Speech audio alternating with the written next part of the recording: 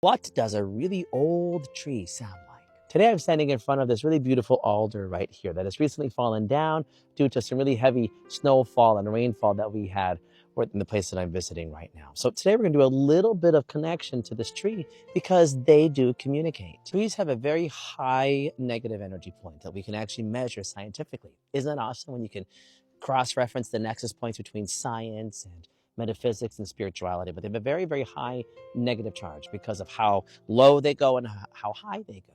And when you follow the sounding and the energy of that electromagnetic energy, in essence, this does speak. It may not communicate how you speak. It may not communicate how your teacher or your educator speaks, but it does speak. And when you learn how to, I'm sorry, I'm getting so emotional. How interesting. This one has some really awesome messages.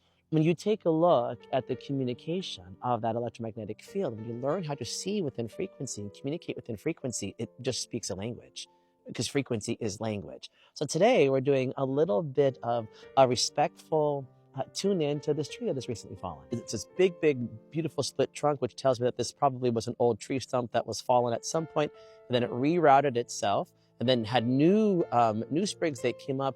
Then the snowfall had her fall over this way. And as I'm doing this, Vortex Kitty has come to say a last few words. Vortex Kitty has been singing along. I think that we're now paying homage to this old alder. Now, in tuning into frequency and the sound of frequency, the sound of electromagnetic energy, the messaging here on this alder is actually very, very simple. And then it's very, very endearing. My family has had some property here where this alder is for the course of the last 30 years or so. And the biggest messaging that this alder says, because it has fallen and now its life is coming to an end, is I had the chance to watch your nieces grow. I had the chance to watch your family play. It's right next to an old fort that my dad built many, many years ago. It's very, very close to that. So even though its life is coming to an end, the energetics of this tree says, but what a wonderful life it was. What a wonderful life it was. I got a chance to witness growth in this area. And how awesome. Now, I am fully aware as to how that might sound really confusing and strange and delulu for all those other individuals who may not understand communication between landmass, geomancy, and how trees communicate.